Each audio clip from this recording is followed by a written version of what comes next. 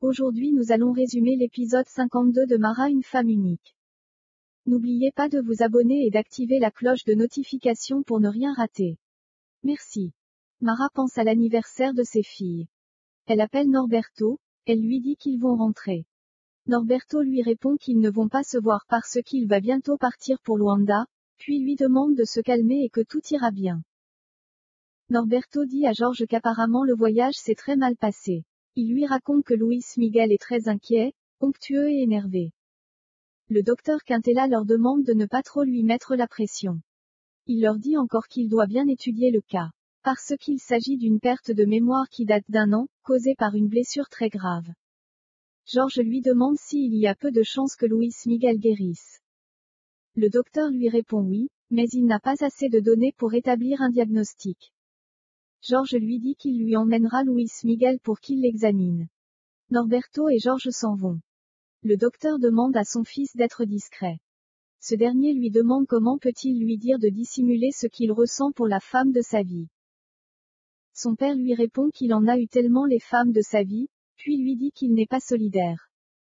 Tomé lui dit qu'il ne le comprend pas, un jour il est avec lui et l'autre non. Le docteur lui dit que Mara est une femme mariée, puis lui demande de le comprendre, sinon ils auront des graves problèmes. Norberto raconte à George que Tomé et Mara étaient très proches, et qu'il a même discuté avec lui. George lui demande pourquoi il ne l'a pas appris avant. Norberto lui dit que ça n'a pas été facile pour Mara. Il lui dit encore qu'ils ont commencé récemment. Et il les a même encouragés.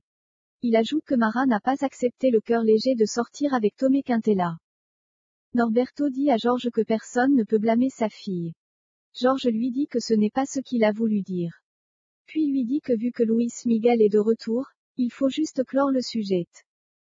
Norberto lui répond que ça ne dépend pas d'eux. George lui dit qu'il ne veut pas voir son fils souffrir.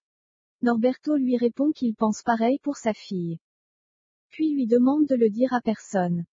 Nono demande à parler au médecin qui a emmené son fils à l'hôpital. La secrétaire lui dit qu'elle est dans la salle de son fils. Nono s'y rend, puis remercie Benedicta d'avoir sauvé son fils. Cette dernière lui dit que c'est inutile de la remercier, puis lui demande de ne pas lui parler. Nono est choqué de voir Benedicta, il lui demande si c'est elle qui a sauvé son fils. Il essaie de dire quelque chose, Benedicta lui dit qu'elle n'en a rien à faire. Nono pense au jour où Benedicta l'a foutu à la porte.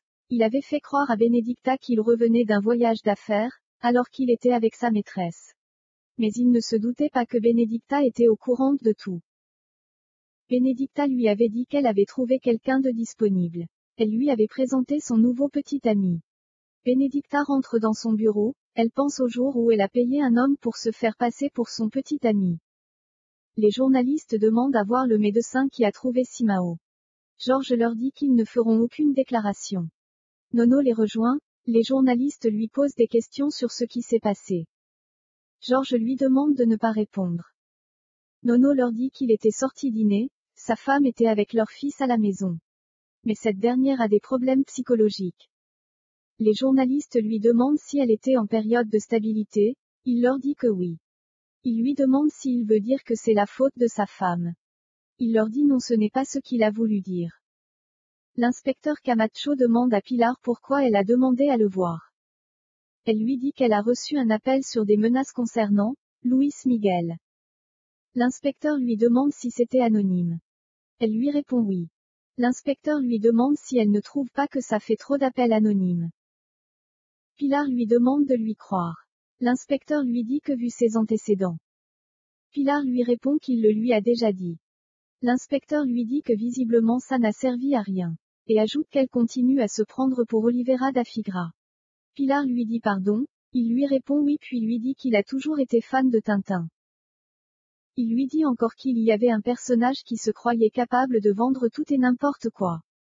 Pilar lui demande s'il croit qu'elle peut jouer avec la vie de son fils.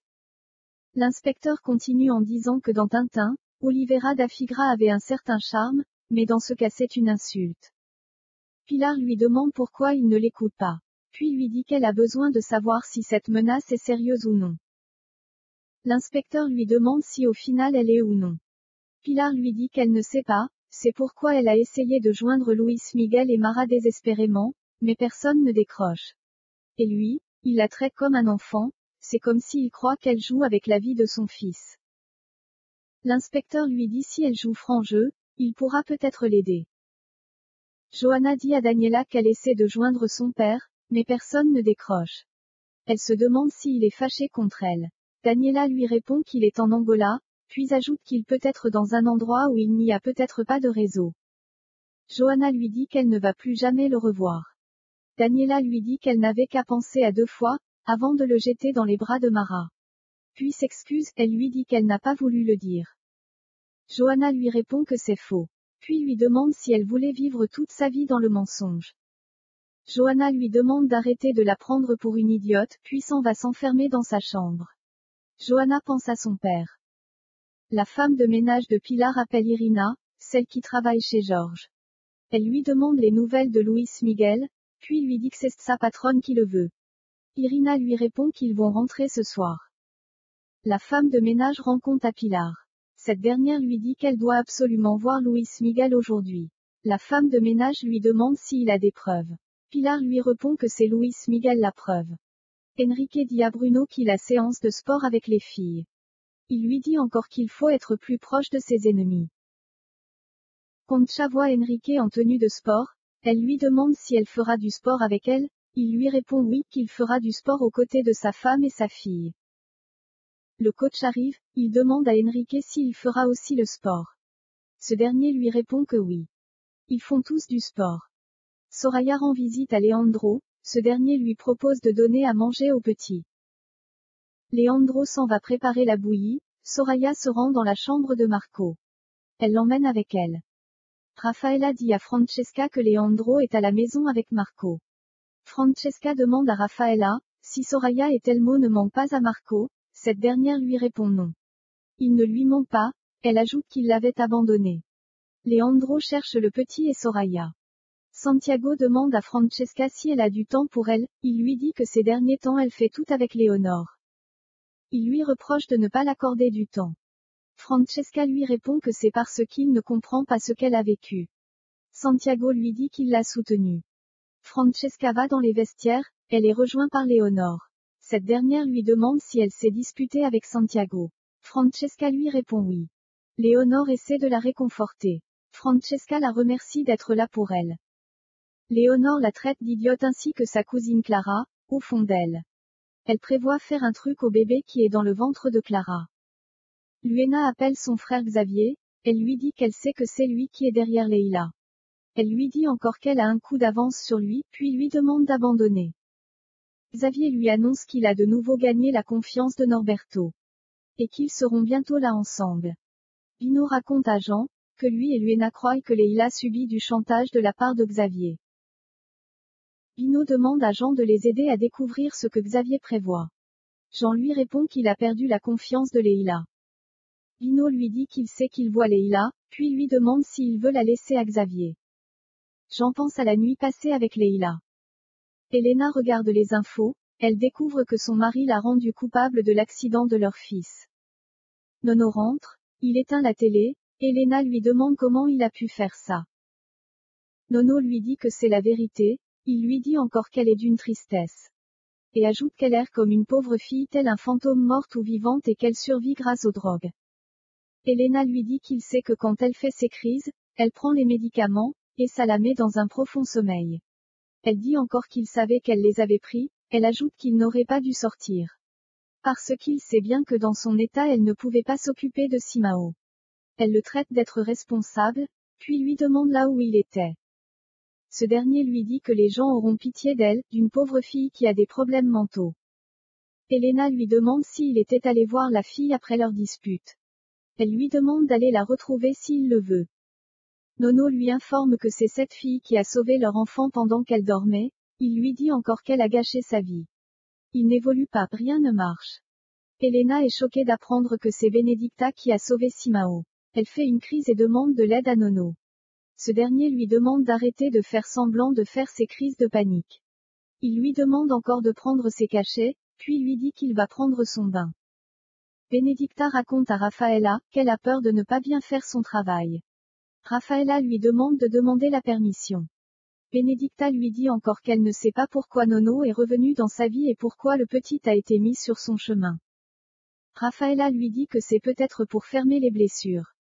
Benedicta lui répond que l'histoire date il y a 4 ans, et elle déteste Nono.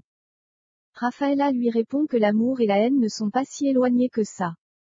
Raffaella lui demande de lui dire ce qu'elle a ressenti quand elle a vu. Elle lui demande encore si ses jambes ne tremblaient pas, si son cœur ne battait pas la chamade et si elle n'a pas eu envie de l'embrasser.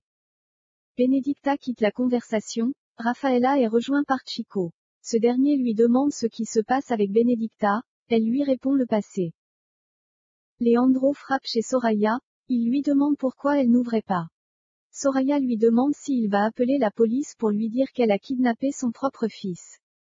Leandro lui demande de lui rendre le petit, Soraya lui dit qu'il n'y a rien de légal qui prouve qu'ils ont adopté Marco. Elle lui demande de partir sinon elle appellera la police. Benedicta demande au docteur Quintella de changer de médecin à Simeo. Elle lui dit qu'elle a déjà parlé à son collègue. Le docteur lui demande si les parents de Simao ne seront pas contre, elle lui dit que non. Raffaella demande à Leandro pourquoi il ne lui a pas dit avant, que Soraya a emmené Marco. Elle lui demande encore pourquoi elle lui a pas empêché, et ajoute à quoi servent ses muscles. Leandro lui répond que Soraya est sa maman, légalement elle a des droits. Raffaella s'énerve. Norberto rentre du voyage, il demande après Luena à la femme de ménage. Cette dernière lui dit qu'elle est au centre communautaire puis lui raconte ce qui s'était passé avec Leila. Norberto rejoint Luena au centre, il lui demande pourquoi Leila est partie de la maison. Luena lui dit que sa fille veut les séparer. Norberto lui demande d'arrêter son obsession envers Leila. Puis s'en va. Norberto retrouve Leila, il lui demande sa version. Cette dernière lui dit que depuis qu'il est parti, sa vie était devenue un calvaire.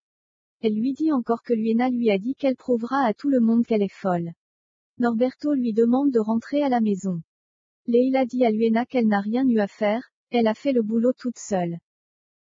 Luena lui dit qu'elle cache bien son jeu. Elle lui dit encore qu'avec son visage d'ange qu'il aurait cru. Leila lui répond qu'avec les vipères, elle est sans pitié. Luena lui dit qu'en parlant d'animaux, elle est un mouton en moins intelligent. Elle lui dit encore qu'elle se fait manipuler par Xavier. Elle ajoute qu'elle essaie encore de manipuler Jean et Norberto. Elle s'en va rejoindre Norberto. Elle lui dit qu'elle ne peut plus vivre sur le même toit que Leila, puis lui demande de faire un choix entre elle et Leila. Norberto lui dit que c'est sa fille. Luena lui dit qu'il a fait son choix, puis s'en va faire ses valises.